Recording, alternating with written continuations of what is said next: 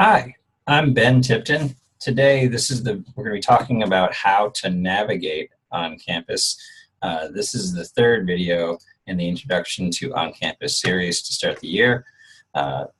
This video will show you basically how to navigate the basic features and find your way around on campus. So first things first, go to gastonday.myschoolapp.com.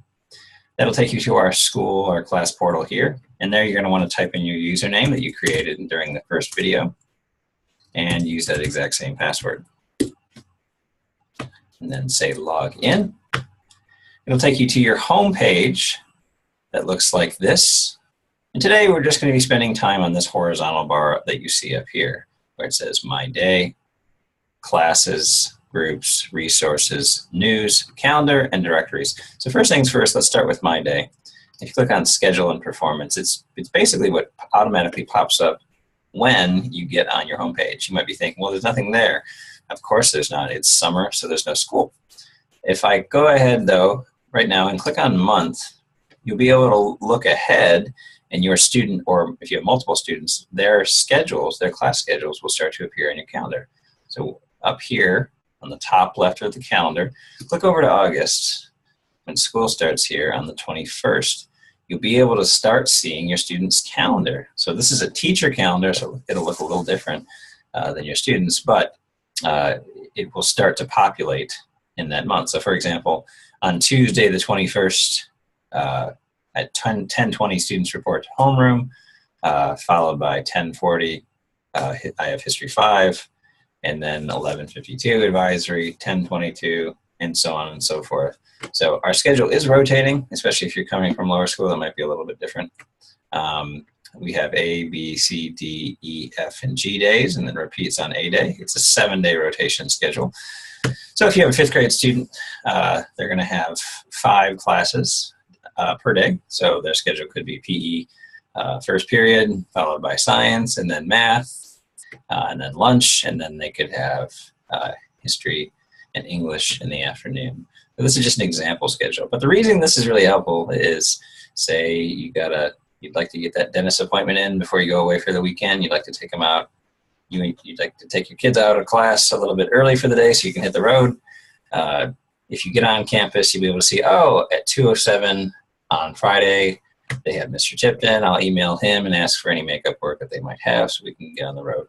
So it's helpful in that way since the schedule does change on a daily basis. Next in My Day Center, you're going to want to look at the Assignment Center. Look at that often to help your student out, to keep them looking and planning ahead. This is where you will see all upcoming and future assignments. When you do look on this, I recommend it automatically puts it on the day view, and you might not see anything, and your student might say, oh, I don't have any homework. You always want to look ahead when it comes to homework. I recommend at least looking at the week view like this, or the month view like this. It is nice because it'll list whatever the assignment is by class, type, details, when it was assigned, when it's due, and if it's been graded or not. So for example, let's say I have a reading assignment coming up. It would say History 5. Here it would say homework details. It could say read this 2-page Newsella article. Say I assigned it on August 1st and it's due August 5th. Is it graded yet? No. So that's what that will look like coming ahead. It is helpful for planning purposes. Always be looking at this. Again, remember to click on week view or month view. Going up to classes, this is where you can view details about your students' classes. As a teacher, I have the same subject, history, 5 and 6, homerooms and study halls.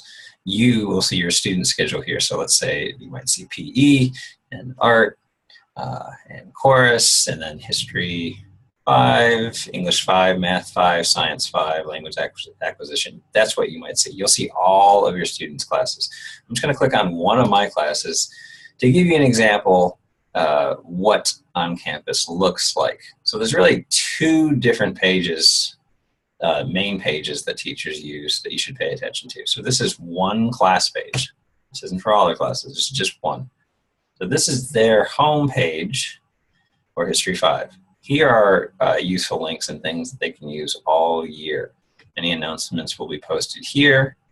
Links to things that we use all the time are on this page, such as Shepherd software, Library of Congress, a photo. Other important links are also listed here, again.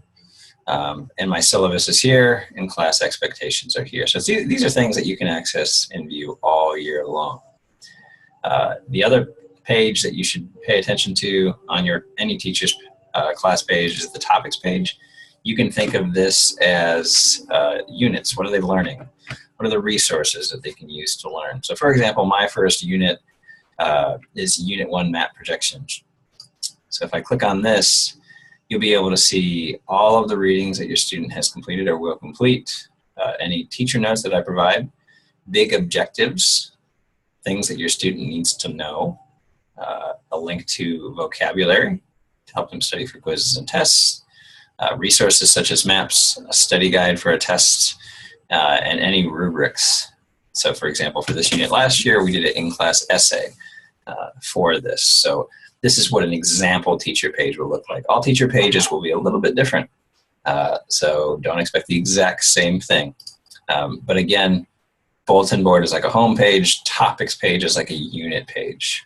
Now, if you click on assignments right here, this will be the assignments by class right here. So that you can view those there.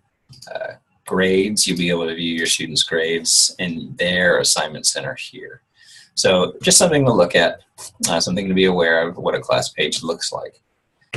For groups, you'll have less groups than I do, but you should be able to view at least the grade that your student's in. So let's say that your student is in grade 5. You'll be able to see some links, some useful information. So for example, on the parent grade 5 page, there's a supply list for this coming year, some reading that they have to do for 5th and 6th grade, and a new family letter. And it gives you a little bit of information about after-school care right here.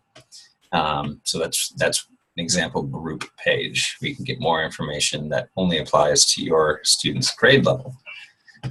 Moving ahead to resources. These are all teacher resources, so they look a little bit different. Something that you definitely have access to is the family handbook. If you want to know anything about general policies for middle or upper school, you can click on any of those there. It gives you ideas for code of conduct and how to call on absences, so I recommend checking that out. They're all hyperlinked there, and you can view that document there. So that's a great link for you to access. And then news, recent activity. You can view important upcoming announcements, followed by calendar. This calendar is like the whole school calendar as well as your students' class calendar. So for example, convocation or back to school barbecue, as well as like athletic events, also appear on this calendar. This is a little bit different than your students' daily schedule calendar. And lastly, directories, ways to access other students and parents. It's an internal only way to get a hold of people's emails or phone numbers if you have to get a hold of them. I hope this has been helpful. If you need any help with anything, please contact Robin Owens. That's ROWENS @gastonday.org. Have a great summer.